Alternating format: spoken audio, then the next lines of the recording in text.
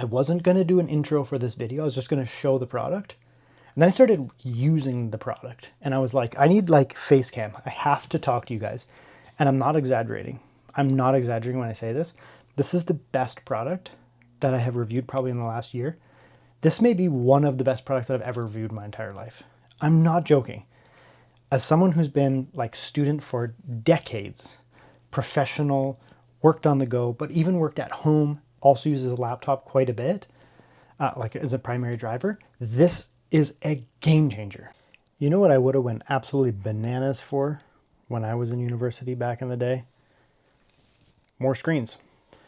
Back in my day, we didn't have extra screens for your laptops. Portable screens didn't really exist. And then when they did kind of came out, they more or less sucked. This here is a KYY. It's not the first product that I have reviewed from them. This one here is a huge upgrade for people who want to take a laptop and turn it into a full workstation. Obviously you can hook, your laptops up to desktops like this.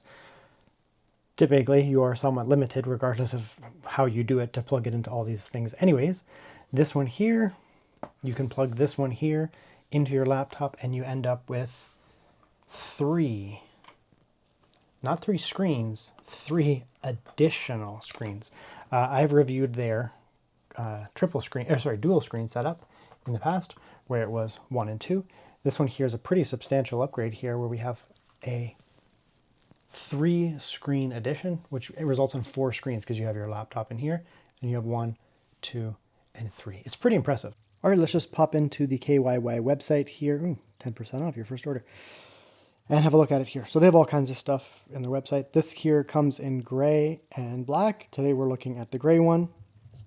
I like the gray electronics, it's just my style. So you can see here basically what it is. It's just easier to show this way rather than in person because it's a large item to capture on camera.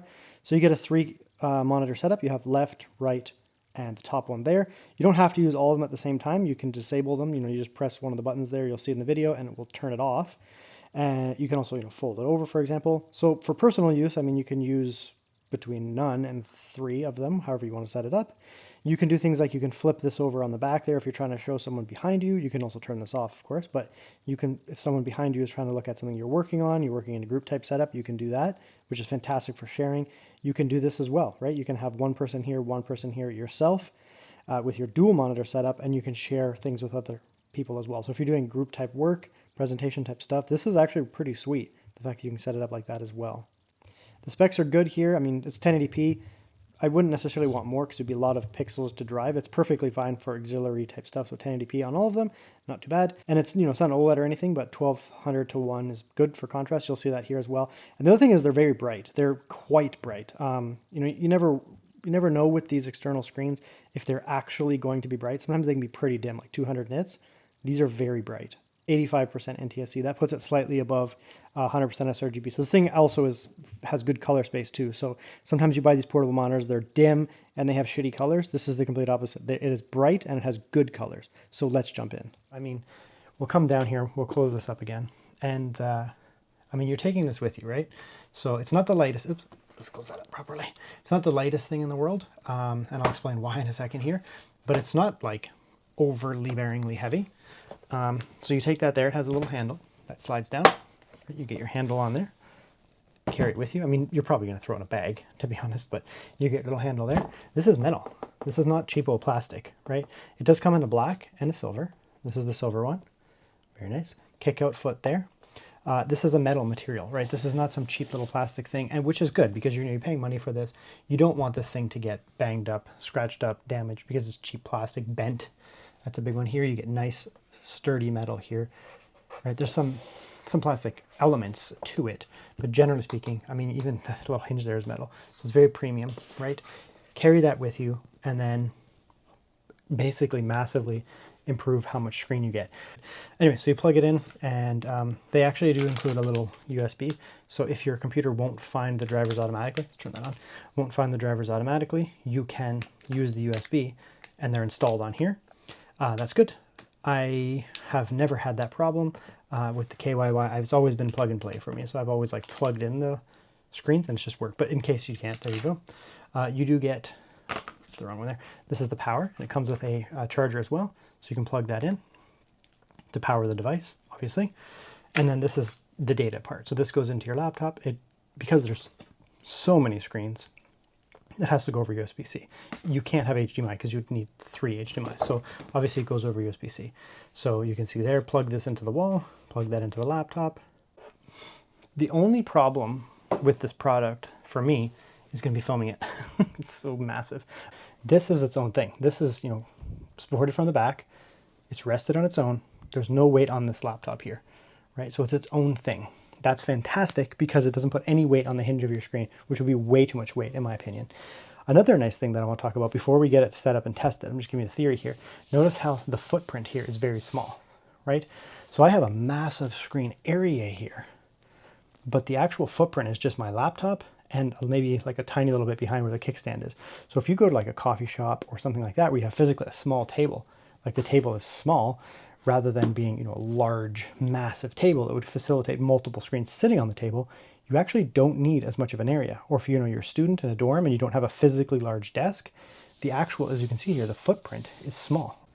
I think that's probably okay. You guys are going to kind of exist over my shoulder.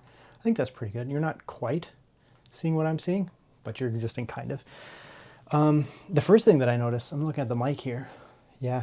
And for me here, this is an IPS screen as well. And these are IPS screens. This one here actually looks washed out compared to those right off the bat. The blacks here are not as nice as these. That's interesting. I mean, this is not a cheap laptop either. This is like a $2,000 laptop. Okay, 3 is the top one, 2 is over there, 4 is over there. Okay, so that goes there. That goes there. Like, what's the viewing angle like? Let's put that in the center one. Can you see that? Yeah, you can see that. It's a little hard to see, but yeah, so you set that up there, you get your display set up, it's all good. So my center display here is my primary display, right, obviously. Top one up here, we can see it's 1080p, 60 Hertz. They're all working at the proper resolution and the proper refresh. So the bigger screen here is 1600p, these are 1080p, these are smaller screens, so interestingly the pixel density is actually not hugely different because these are a little bit smaller than this. That's good. Very nice to see. Okay, so what else can we talk about here? The bezels are a little bit of bezel on the bottom because that's where the controls are, right? Menu, menu, menu. Menu's on the side for this one, so it has slightly smaller bezels, obviously. We can set that just like, bring this up just a touch there. Yeah, I like that. This screen goes back perfectly. That's very nice. And let's go like that. Okay, so let's go through some of the menus. Which is the easiest for you guys to see? Probably this one. Yeah, this is brighter than this. It's kind of bad look for that. Color. Oh, there's more stuff in here. I see. So there's eco mode, game, standard, photo. Leave that. Hue, leave it. Saturation. I mean, the saturation looks good. I don't really see any issues. Dynamic contrast ratio is apparently on or off, or whatever. It's fine. So if you want one of them to shut down, you hold the menu button and it turns that screen off because the power button here kills all of them. Right? So it's like turns all the screens on versus turns all the screens off. Maybe you don't want to be using just one of them. So you actually hold the menu button and it kills that screen. But it doesn't mess up your things. So it's still detecting the screen. Windows is still detecting the screen, but it just shuts it off. If it totally disconnected the screen, these would go ba-dunk, close out, and they would screw up all your windows. It's not doing that. It's only kind of temporarily, you know, just turning off the display essentially. So the display is still detected by Windows, but it's turned off. That is a huge feature. I mean, KYY, these guys, they make screens. This is what they do. So you would hope that they would figure that out and be like, well, that's probably the best way to do it. And they are. So that's a big feature for me. The fact that you can just long press menu and turn off one of the screens, or turn off any of the screens, sorry, is a big feature, to be honest. Like that. It also doesn't need to be 4K. Okay. So now there is a slight difference in the color range though. So this one here is a higher resolution, it's a higher color range on the thing here. These are 80% NTSC.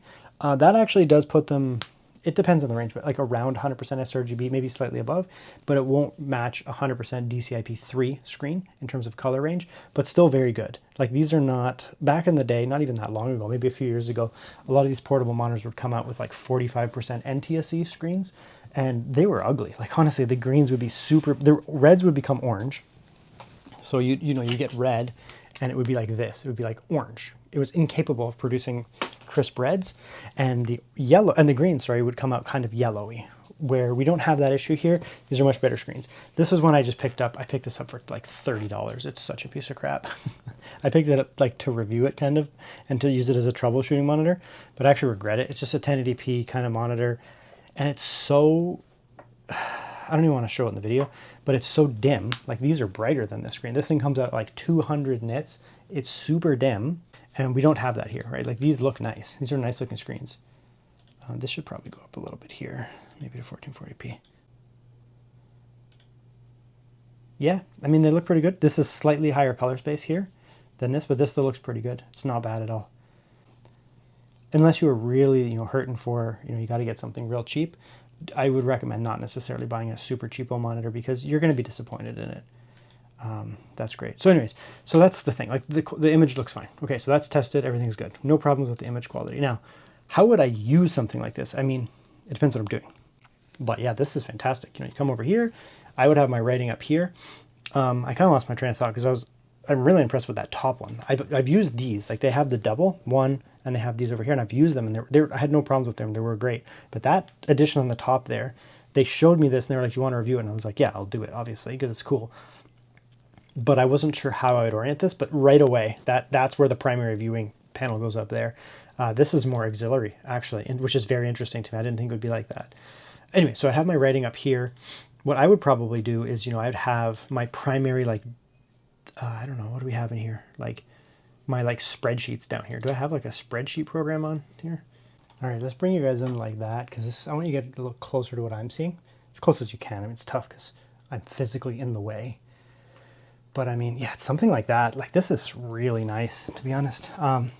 Because this footprint here, there's no footprint here, I can do stuff like I can have a coffee over here and it's not going to be, there's nothing under there in the way. I can slide stuff under here, like if I have an iPad, or I can just sit it under there. Right? It's not actually taking up room because it's floating. So this is how I would do it, right? I'd be over here and I'd be looking up like research. So I'd be looking up KYY. I'd be typing about here, KYY monitors. Very nice. I'd have my document, have my document up here that I'm actually writing in, like my that's where I'm putting my formula in, or I'm, whatever there. Down here I could have my Excel spreadsheet or whatever type of data type of thing that I'm trying to, read off of as a primary source. So this would be like a secondary source. This would be like a primary source because it's right in front of me. I can keep my neck straight, right? Down here, look up here, type. Look here for information, type here. And then over here, I would personally, for me, this is the way I would use it. I'd actually have my document folder over here. Like I do GIS, Geographic Information Systems, mapping kind of stuff. So my stuff is crazy. I typically have like a map over here or something like that. Usually I'd actually have it over here. I'd have like a map with my data, my GIS data over here. The center here, typically for me, I would have killed to have a spreadsheet in the center here where I can have that type of setup. My files, because I was constantly going through files, open up a file, bring out some data, close it. Open up a file, bring out some data, close it. And what I was doing is I was siphoning it up into a document while I was writing. So I was writing, like a thesis up here, right? I was writing a thesis up here, like research paper goes here, blah, blah. And I was taking information from multiple files that I had over here. I was opening them up. I was going through Excel spreadsheets. I was going through PowerPoints, that kind of stuff. And then I was putting it into the document. The other thing is I was bringing up academic papers, lots of academic papers. I would have my files over here with, hundreds of PDFs, to be honest. I'd open them up. It's so glorious that you're not having to alt tab through your stuff constantly. Be like, okay, what was I working on here? Which one was I on? Was I on that one? Oh, wait, was I on that one?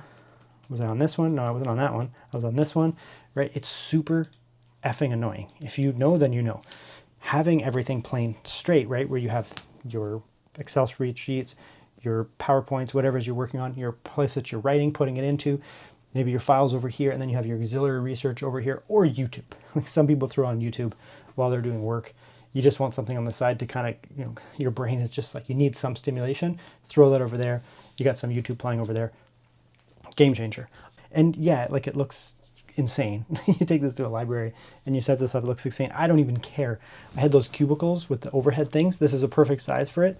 Oh my God, I would have just been over the moon to have something like this as a setup when I was in my undergrad and my master's even more so.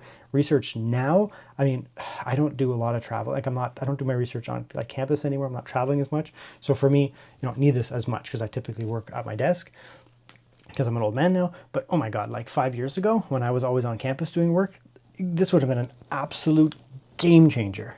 I'm not joking. I exaggerate sometimes and I get excited. I think this is the best product that I've reviewed in the past year. Like taking it with you as a professional, taking it with you as a creator, a student, whatever, or just using it as like a docking station. You go, you take just your laptop with you, like your light laptop, your thin laptop, and you come home, you're like, let's dial it in.